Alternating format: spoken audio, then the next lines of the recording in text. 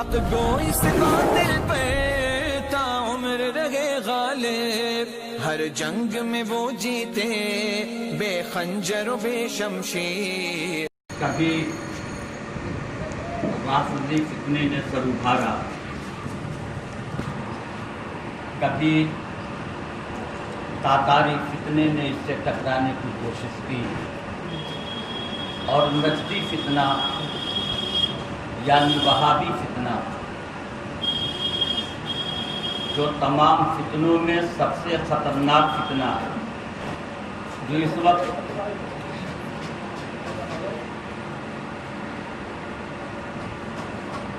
Mobile what's app وغیرہ کے ذریعے سے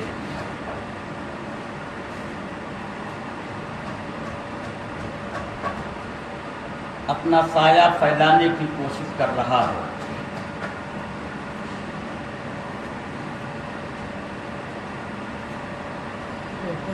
اور خصوصاً ہمارے نوجوانوں کو طریقے سے بہکا کر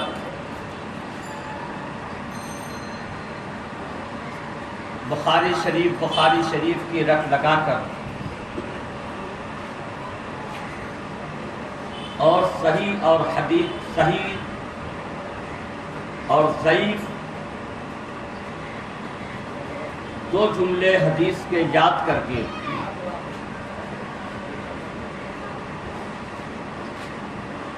مسلمانوں اور خصوصاً نوجوانوں کو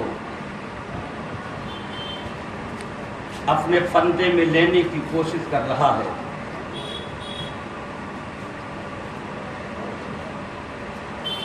میں نے گزشتہ جمعہ کو آپ کے سامنے رد المختار، سیف الجبار، جال حق وغیرہ کی کتابوں کے حوالے سے بتایا تھا کہ نبی کونین صلی اللہ تعالی علیہ وآلہ وسلم نے اس فتنے کی خبر پہلے ہی دے دی تھی۔ جب اللہ کے پیارے نبی صلی اللہ تعالی علیہ وآلہ وسلم کی رحمت ایک مرتبہ جوش میں آئی اور آپ نے اپنے دست مقدس کو اٹھا کر کے ملک شام اور ملک یمن کے لیے دعا فرمائی تھی، تو اس وقت نجد کے ایک صحابی نے کہا تھا کہ یا رسول اللہ، نجد کے لیے بھی تو اللہ کے پیارے نبی نے 3 مرتبہ ملک شام اور ملک یمن کے لیے دعا فرمائی، اور اس کے بعد جب وہ صحابی نجد والے بار بار کہتے رہے کہ یا رسول اللہ، نجد کے لیے بھی تو اللہ کے پیارے رسول نے 3 مرتبے کے بعد ارشاد فرمایا تھا کہ میں نجد کے لیے کیسے دعا کروں؟ ہناک الزلازل والفتن، وہاں سے زلزلے اور فتنے اٹھیں گے۔ پھر میرے آقا صلی اللہ تعالی علیہ وآلہ وسلم نے ارشاد فرمایا اس کے بعد کہ وہاں سے شیطان کا گروہ نکلے گا، اور اس حدیث پاک کے مطابق، پیشین گوئی کے مطابق 12ویں ہجری میں محمد ابن عبد الوہاب نجدی نجد میں پیدا ہوا، اور وہاں سے اس نے یہ فتنے کھڑے کیے کہ اس وقت پوری دنیا میں صرف ایک مسلمان ہے، وہ میں ہوں، باقی پوری دنیا کے سارے لوگ مشرک ہیں۔ اس نے اس وقت یہ کہا تھا، اور پھر اس کے بعد اپنا جال اس نے پھیلایا تھا، اس کا گروہ تیار ہوا تو اس نے مسجد نبوی شریف پر حملے کیے تھے، مدینہ شریف کی خواتین اور بچیوں کے ساتھ زناکاریاں کی تھی، مسجد نبوی شریف کے جھاڑ اور فانوس اور قالین وغیرہ تک کو مسجد نبوی شریف سے اٹھا کر کے وہ لوگ نجد لے کر کے چلے گئے تھے۔ میرے بزرگوں دوستوں، وہی فتنہ دھیرے دھیرے اس نے اس وقت ایک کتاب التوحید کے نام سے لکھی تھی، اور اس میں پوری دنیا کے مسلمانوں کو مشرک کہا تھا، اور نبی کونین صلی اللہ تعالی علیہ وآلہ وسلم کے روضہ پرانوار کو سب سے بڑا صنم کہا تھا۔ اس نے اس وقت مکہ شریف اور مدینہ شریف کے دونوں قبرستان جنت البالا اور جنت البقیع کو ڈھا دیا تھا۔ نبی کونین صلی اللہ تعالی علیہ وآلہ وسلم کے روضہ منور کو ڈھانے کے لیے بھی ایک شخص آگے بڑھا تھا، تو اللہ تعالی نے اس وقت ایک سانپ وہاں پر مسلط کر دیا تھا، اور اس سانپ نے اس کو ختم کر دیا اور کسی کو بھی آگے بڑھنے نہیں دیا تھا۔ میرے بزرگوں دوستو، میں جب پہلی بار حج بیت اللہ کے لیے 1999 میں گیا ہوں، تو جنت البقیع میں ایک جگہ 5-7 متوع جن کا کام ہے ہمیشہ آنے والے حاجیوں کو سمجھا بجھا کر کے مذہب سے بیزار کرنا، سنیت سے بیزار کرنا، بزرگان کرام کے تعلق سے دلوں میں خلفشار پیدا کرنا، خصوصاً ہندوستان، پاکستان، بنگلہ دیش کے حاجیوں کے پیچھے یہ لوگ پڑے رہتے ہیں۔ جنت البقیع میں ایک جگہ یہ 5-6 متوع لوگوں کو بہکا رہے تھے، طریقے سے بتا رہے تھے۔ میں اس طرف سے گزرا، میں کھڑا ہو گیا، تو اس نے کہا اس وقت کہ ہندوستان میں، پاکستان میں، بنگلہ دیش میں مقبرے ہوتے ہیں، قبریں ہوتی ہیں۔ عبد القادر جیلانی کی قبر بغداد میں ہے، معین الدین ہے، مولانا احمد رضا ہیں، اس طریقے سے وہ نام لے رہا تھا۔ حضرت غوث پاک کے یہ لوگ بہت سخت گستاخ ہیں، خواجہ پاک کے انتہائی بڑے گستاخ ہیں، اور غوث میرے اعلیٰ حضرت امام احمد رضا کی کس قدر عداوت ہے میں کیسے بتاؤں۔ یہ لوگ اس انداز سے کہہ رہے تھے یہاں دیکھو، جہاں نبی آئے ہیں، جہاں قرآن آیا ہے، جہاں اسلام آیا ہے، یہاں دیکھو کوئی قبر نہیں، کسی قبر کا نشان نہیں، سب برابر ہے۔ اور ہندوستان، پاکستان، بنگلہ دیش میں ایسا ہوتا ہے، اس طریقے سے قبریں بنائی جاتی ہیں۔ میں کھڑا تھا، میں نے کہا تو یہ بھی بتا دیجئے، جو قبریں آپ بتا رہے ہیں کہ یہاں کوئی نشان نہیں، یہ کب سے نشان نہیں ہے۔ میں نے برجستہ یہ کہا تھا، یہ بتا دیجئے کہ یہ قبروں کا نشان جو قبرستان آپ بتا رہے ہیں، جو بلڈوزر چلا کر کے برابر گیا ہے، یہ بھی بتائیے کہ یہ کب سے ایسا ہے، یہ ہمیشہ سے ایسا ہے۔ تو اس نے کہا ہاں کچھ دنوں پہلے، کچھ دنوں کی حکومت کچھ دنوں تک تھی، تب یہاں پر ایسے بنا دیے گئے تھے۔ میں نے کہا کہ آپ کہہ رہے ہیں، ابھی آپ کہہ رہے تھے اسے تو ہندوستان، پاکستان اور بنگلہ دیش میں ہے، اور ابھی آپ ترکستان پہنچ گئے کہ ترکستان کے لوگوں نے ایسا کر دیا تھا۔ میرے بزرگوں دوستوں، 2-4 باتیں کی کیونکہ وہاں بحث نہیں کی جا سکتی ہے، اس لیے میں آگے بڑھ گیا۔ اس کے بعد میں حضور سید کونین صلی اللہ تعالی علیہ وآلہ وسلم کے روضہ منور کے گنبد خضرا کے سامنے، گنبد خضرا کے بالکل سامنے جنت البقیع میں حضور سید کونین صلی اللہ تعالی علیہ وآلہ وسلم کے ازواج مطہرات کے مزارات ہیں۔ پہلے وہاں تک رسائی ہوتی تھی، میں خود وہاں گیا، وہاں فاتحہ خانی کر رہا تھا۔ اب دور ہی سے وہاں پر لگا دیا گیا کہ کوئی وہاں پر جا نہیں سکتا ہے، متوع اور پولیس کھڑی رہتی ہے۔ اس وقت جاتے تھے، میں گیا تھا، میں فاتحہ پڑھ رہا تھا اور فاتحہ کر کے دعا کر رہا تھا کہ حضور سید عالم صلی اللہ تعالیٰ علیہ وآلہ وسلم کے روضہ منور کی جانب منہ کر کے میں سلام پڑھنے لگا، تو اس متوع نے مجھے چھیڑا، تو میں نے کہا کیا بات ہے؟ کہا یہ کوئی مزاق نہیں۔ میں نے اس سے کہا کہ یہاں حضور سید عالم صلی اللہ علیہ وسلم کے ازواج مطہرات کی مزارات ہے۔ کہا پتہ نہیں، یہاں پر کچھ نہیں، یہ تو سب بالکل صاف ہے۔ تو میں نے کہا کیوں صاف ہے؟ کہا نہیں، شریعت میں حکم نہیں ہے۔ میں نے کہا اگر شریعت میں حکم نہیں ہے کسی مزار کے بنانے کا، کسی قبر کے بنانے کا، کسی امت کے بنانے کا، جب شریعت میں حکم ہی نہیں ہے تو یہ آقائے کائنات صلی اللہ تعالیٰ علیہ وآلہ وسلم کا روضہ کیسے بنا ہوا ہے؟ یہ گنبد کیسے بنا ہوا ہے؟ تو اس نے کہا ہاں یہ بنا دیا تھا لوگوں نے.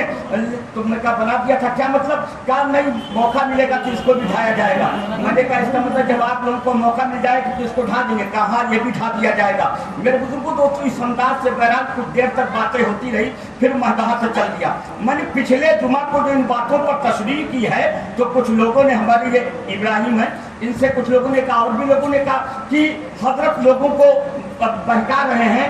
کیا جملہ کہا تھا؟ بہکا رہے لوگوں گمراہ کر رہے ہیں. شمیم الزما پوری گارنٹی کے ساتھ کہتا ہے اہل سنت والجماعت کا وہ فرقہ ہے جو حضرت سیدنا صدیق اکبر کا ہے, حضرت کا ہے, حضرت عثمان غنی کا ہے, حضرت مولا علی کا ہے. ہم گمراہ نہیں کرتے ہیں, ہم رسول اللہ کا عاشق ہو. سبحان اللہ, سبحان اللہ. نعرہ تکبیر, نعرہ رسالت, یا رسول اللہ, امام اعظم زندہ باد,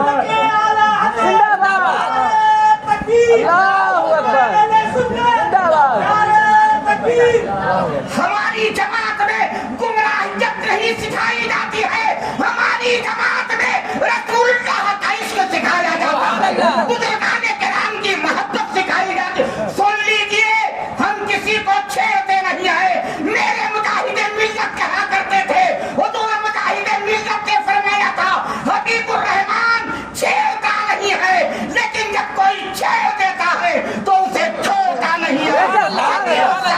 آج اس جملے کو دوہرا رہا ہے, ہم کسی کو چھیڑتے نہیں لیکن جب کوئی چھیڑ دیتا ہے تو ہم اسے چھوڑنے والے نہیں ہیں. پچھلے جمعہ کو میں نے کہا, لوگ کہنے لگے کہاں ہے بخاری شریف میں, کون سی حدیث شریف میں ہے کہ نجد کے بارے میں رسول کونین صلی اللہ تعالی علیہ وآلہ وسلم کی یہ حدیث ہے. کس حدیث میں ہے؟ یمن اور شام کے بارے میں اللہ کے نبی پیارے مصطفیٰ صلی اللہ تعالی علیہ وآلہ وسلم نے دعا فرمائی لیکن نجد کے لیے نہیں فرمائی. کون سی حدیث میں؟ ابراہیم وہاں سے اٹھاؤ بخاری شریف, اٹھاؤ جی مشکات شریف. آپ دیکھو ہم وہی بات نہیں کرتے, ہمارا حضرت کی باتیں کرتے ہیں, ہم شامی کی باتیں کرتے ہیں, ہم سیف جبار کی باتیں کرتے ہیں, ہم بخاری شریف کی باتیں کرتے ہیں, ہم مسلم شریف سے دکھایا کرتے ہیں, ہم مشکات المصابیح سے دکھایا کرتے ہیں, ہم ترمذی شریف سے بتایا کرتے ہیں, ہم نسائی سے بتایا کرتے ہیں, ہم ابو داؤد شریف سے بتایا کرتے ہیں. یہ مشکات شریف, مشکات شریف دیکھو یہ حدیث شریف کی کتاب ہے. میں نے اسی کتاب کا حوالہ دیا تھا. یہ کتاب ہمارے یہاں بھی پڑھائی جاتی ہے اور ان کے مدرسے میں بھی پڑھائی جاتی ہے. یہ مشکات المصابیح ہے, مولوی کے درجے میں شامل ہے. میرے بزرگوں دوستوں,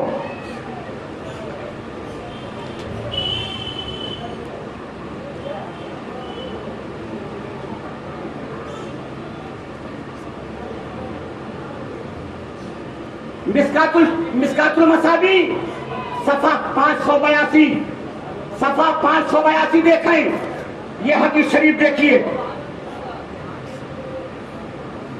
عن ابن عمر, حضرت ابن عمر رضی اللہ تعالی, عبداللہ بن عمر رضی اللہ تعالیٰ عنہ سے مروی ہے, قال قال النبی صلی اللہ علیہ وسلم, انہوں نے فرمایا, اللہ کے نبی صلی اللہ تعالی علیہ وآلہ وسلم نے فرمایا, اللہم بارک لنا فی شامنا, اللہم بارک لنا فی یمننا.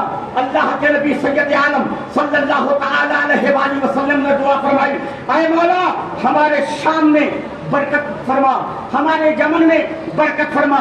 غور سے سنیے گا. قالوا یا رسول اللہ وفی نجدنا, لوگوں نے کہا یا رسول اللہ نجد کے لیے بھی, ہمارے نجد کے لیے بھی. فَأَظُنَّهُ, وہ کہتے ہیں مجھ کو گمان ہے, کالا فی الثلاثہ, یعنی 3 مرتبہ لوگوں نے کہا, 3 مرتبہ نجد کے صحابی نے کہا یا رسول اللہ ہمارے نجد کے لیے 3 مرتبہ کہا. اللہ کے نبی نے پھر فرمایا, اللہم بارک لنا فی شامنا, اللہم بارک لنا فی یمننا. قالوا یا رسول اللہ وفی نجدنا, اللہ کے نبی نے صرف اس نجد کے صحابی نے کہا یا رسول اللہ ہمارے نجد کے لیے بھی. تو اللہ کے نبی نے فرمایا هناك الزلازل والفتن، وہاں سے فتنے اور زلزلے اٹھیں گے. غور سے سنیے، یہ حدیث شریف ہے، 582 صفحہ ہے. غور سے سنیے، مشکات المصابیح ہے. میرے آقا نے فرمایا هناك الزلازل والفتن، اور اس کے بعد میرے آقا فرماتے وَبِهَا يَطْلَعُ قَرْنُ الشَّيْطَانِ، وہاں سے شیطان کا گروہ نکلے گا، وہاں سے شیطان کا گروہ پیدا ہوگا. یہ مشکات المصابیح کا حوالہ میں نے دیا تھا. ان لوگوں نے کہا یہ میں گمراہ کر رہا ہوں. گمراہ نہیں کر رہا ہوں، میں نے حوالہ تو صرف مشکات کا دیا تھا، لیکن اب مجھ سے حوالہ بخاری شریف کا لو. بخاری شریف لاؤ جی، یہ بخاری شریف ہے، صحیح البخاری، یہ بخاری شریف ہے. اسی کتاب پر صرف وہ ناز کرتے ہیں. میں زیادہ وقت بھی نہیں ہے کہ تفصیل سے بات کروں، ورنہ میں ابھی آپ کو بتاؤں کہ حدیث شریف کسے کہتے ہیں اور فقیہ کس کو کہتے ہیں، مرتبے میں کون بڑا ہے، بحث کیسے کی جائے گی، میں ابھی آپ کو بتاتا. لیکن میں صرف آپ حدیث شریف بات کر رہے تھے آپ کہ مشکات المصابیح میں کہا اس میں ہے، تو مشکات المصابیح نہیں، یہ بخاری شریف میں وہ حدیث ہے. بخاری شریف دیکھو،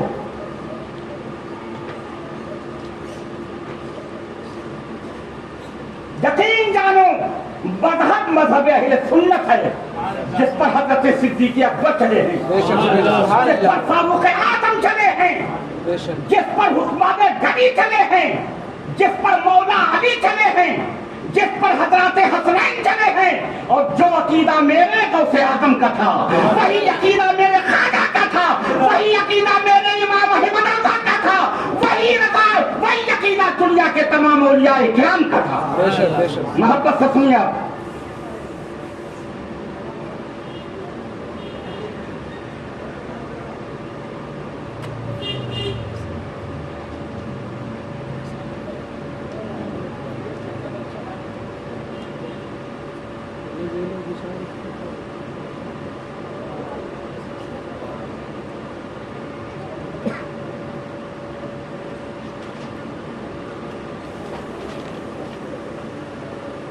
میں نے حدیث بیان کی تھی اور یہ بتایا تھا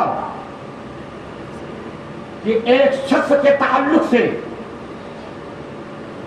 جو حضور سید عالم صلی اللہ تعالی علیہ وآلہ وسلم نے ارشاد فرمایا تھا، کچھ لوگ پورب سے نکلیں گے، مشرق سے نکلیں گے، اور مشرق میں نجد ہے، نجد ہے. جا کر مکے میں دیکھو اور مکے والے سے پوچھو، یہاں کے جغرافیے کو دیکھو تو مکہ سے پورب کی جانب نجد ہے. ایک حدیث نہیں، بہت ساری حدیث ہے اس قسم کی مل جائیں گی. میں ایک حدیث آپ کو بتا رہا ہوں. ان ابی سعید الخدری رضی اللہ تعالیٰ عنہ، حضرت ابو سعید خدری رضی اللہ تعالیٰ عنہ سے مروی ہے، علی نبی صلی اللہ علیہ وسلم قال، نبی صلی اللہ علیہ وسلم نے فرمایا یخرج ناس من قبل المشرق، کچھ لوگ نکلیں گے مشرق سے یعنی پورب سے، وَيَقْرَؤُونَ الْقُرْآنَ لَا يَجَاوِزُ تَرَاقِيَهُمْ، وہ قرآن پڑھیں گے لیکن ان کے حلق سے نیچے نہیں اترے گا. سنیے غور سے، یمرقون من الدین کما یمرق السہم، اور دین سے ایسے نکل جائیں گے جیسے تیر کمان سے نکل جاتا ہے. سنیے، یہ حدیث شریف ہے، بخاری شریف کی حدیث ہے. ثم لا یموتون فیہ حتی یموت السہم، پھر وہ نہیں لوٹ پائیں گے اس میں، پھر وہ نہیں لوٹ پائیں گے اس میں یہاں تک کہ لوٹ جائے تیر اپنے کمان میں. مطلب سمجھا، تیر کمان میں لوٹ پاتا ہے نہیں. ارے جب تیر نکل گیا تو لوٹے گا؟ میرے آقا فرماتے کہ دین کی توہین کرنے والے، رسول اللہ صلی اللہ علیہ وآلہ وسلم کی اہانت کرنے والے اس طریقے سے دین سے نکلیں گے کہ کبھی وہ دین میں واپس نہیں ہو سکیں گے. آج آپ دیکھو چپٹی کے شور میں حدیث شریف کا ایک حرف صحیح طریقے سے پڑھ نہیں سکتے ہیں اور حدیث پر باتیں کرتے ہیں. امام اعظم ابو حنیفہ پر تنقید کرتے ہیں. میرے غوث اعظم پر تنقید کرتے ہیں جن غوث اعظم نے اسلام کو زندہ کیا ہے. میرے خواجہ پر تنقید کرتے ہیں جن خواجہ معین الدین چشتی کے چہرے کو دیکھ کر کے 90 لاکھ لوگوں نے کلمہ طیبہ پڑھا اور مسلمان ہوئے. یہ میرے خواجہ کی مخالفت کرتے ہیں, میرے غوث اعظم کی مخالفت. سن لیجئے, غور سے باتیں سنیے, یہ میں رکھ رہا ہوں اور انشاءاللہ اسی میں حدیث ضرورت پڑے گی تو میں پھر آپ کو دکھاؤں گا. ایک حدیث تو یہ کئی حدیثیں ہیں. یہ عالم کا ہونا, سنیے غور سے, عالم کا ہونا یہ اسلام کے یا مذہب کے حقانیت کی دلیل نہیں. عالم کا ہو جانا یہ مذہب کی حقانیت کی دلیل نہیں. اس لیے کہ عالم ہندو میں ہوتے ہیں جو ان کے بڑے بڑے پنڈت پڑھے لکھے ہوتے ہیں, وہ بھی عالم ہیں. یہود و نصارہ میں بھی رہبانی وغیرہ جو سب بڑے بڑے ان کے عالم ہیں, وہ بھی عالم ہیں. ہم اپنے مذہب کے عالم ہیں. ہر مذہب میں, ہر قوم میں, ہر فرقے میں عالم ہیں. اور عالم کا ہونا مذہب کی حقانیت کی دلیل نہیں ہے, اس لیے کہ یہ کتابیں پڑھ کر کے عالم ہوتے ہیں. لیکن اولیاء کرام کا ہونا یہ مذہب کی حقانیت کی دلیل ہے. یہ کتاب پڑھ کر کے نہیں بتاتے, لوح محفوظ پر دیکھ کر کے بتانا دیکھتے ہیں. یہ پڑھ کر کے نہیں دکھاتے ہیں بلکہ جو کہہ دیا کرتے ہیں وہ ہو جایا کرتا ہے. میرے غوث اعظم یہ اسلام کی حقانیت کی دلیل ہے. یہ میرے خواجہ پاک مذہب کی حقانیت کی دلیل ہے. یہ میرے خواجہ معین الدین چشتی مذہب کی حقانیت کی دلیل ہے. یہ حضرت بایزید بستانی مذہب کی حقانیت کی دلیل ہے. یہ حضرت جنید بغدادی مذہب کی حقانیت کی دلیل ہے. یہ مکتوم سملہ مذہب کی حقانیت کی دلیل ہے. یہ میرے اعلیٰ حضرت مذہب کی حقانیت کی دلیل ہے. یہ میرے مجاہد ملت مذہب کی حقانیت کی دلیل ہے. اب میں پوچھتا ہوں, بتاؤ یہ میرے غوث اعظم وہابیوں میں ہے یا اہل سنت میں ہے؟ یہ میرے خواجہ پاک نجدیوں میں ہے یا اہل سنت والجماعت میں ہے؟ یہ مکتوم سملہ وہابیوں میں ہے یا مذہب اہل سنت میں ہے؟ یہ بتاؤ محبوب الہی اہل سنت میں ہے یا مذہب یا وہابیوں میں ہے؟ تمام بزرگان کرام, تمام اولیاء کرام, یہاں سے مکے تک چلے جاؤ, مدینے تک چلے جاؤ, بغداد تک چلے جاؤ, شیراز تک چلے جاؤ, جہاں بھی جاؤ گے جتنے ولی ملیں گے سب سنی ملیں گے, ملیں گے سب اہل سنت والجماعت کے علمبردار ملیں گے. میرے بزرگوں دوستو, بہرحال اہل سنت والجماعت حق ہے, حق ہے, حق ہے, اور جو اس کی مخالفت کرنے والے ہیں انہیں جہنم میں ڈالا. میری بات پر غور سے سنو, میں چھیڑتا نہیں ہوں, کوئی بتائے, میں کبھی اپنی جانب سے کوئی بات کبھی نہیں ابتدا کرتا, کبھی کوئی شروعات نہیں کرتا, لیکن جب چھیڑنے کی کوشش کی جاتی ہے تو میرے لیے جواب دینا ضروری ہو جاتا ہے. محمد شمیم الزمان اپنے بزرگوں کا یہ غلام, آقا دین, اولیاء کاملین کا یہ خادم ہے, یہ زندہ ہے, اور یہ جب تک ہے تمام جتنے بھی مخالفین ہیں اور جتنے بھی رسول اللہ صلی اللہ تعالیٰ علیہ وآلہ وسلم کے گستاخ ہیں ان کی گستاخیوں کا جواب دیتا رہے گا, دیتا رہے گا, دیتا رہے گا. بہرحال چونکہ بات یہ ضروری تھی, پچھلے جمعہ کو بہکانے کے لیے کہہ دیا گیا کہ میں لوگوں کو گمراہ کر رہا ہوں, غلط بتا رہا ہوں. کہاں بخاری شریف میں یہ حدیث ہے, کہاں مشکات شریف میں یہ حدیث ہے؟ میں نے 2 حدیث پچھلے جمعہ کو بتائی تھی, آج میں دونوں حدیث آپ کو بخاری شریف اور مشکات شریف میں دکھا دوں, اور ضرورت پڑے گی تو اور حدیثیں دکھاؤں گا, اور باتیں بتاؤں گا. لیکن بہرحال اتنا یقین رکھو, شیطان انسان کے رگ رگ کے ساتھ دوڑتا ہے. اچھی چیزیں جلدی اثر نہیں کر پاتی ہیں اور بری چیزیں شیطان جلدی سے اثر کروا دیتا ہے. اس لیے ان لوگوں سے بچنے کی ضرورت ہے, بچنے کی ضرورت ہے. رسول اللہ صلی اللہ تعالیٰ علیہ وآلہ وسلم کی محبت دل سے نکلنے نہ پائے. ایک بار نکل جائے جو گستاخی ہو جائے گی تو کبھی پھر ایمان کی لذت نہیں مل پائے گی. اس لیے کہ میرے آقا نے فرمایا ہے تیر کمان سے نکل جاتا ہے تو واپس نہیں ہوتا, ایسے ہی ایمان نکل جائے گا تو واپس نہیں ہوگا. اس لیے خیال رکھنا کہ کبھی ایمان دل سے نکلنے نہ پائے, رسول اللہ کی بارگاہ میں گستاخی ہونے نہ پائے. بہرحال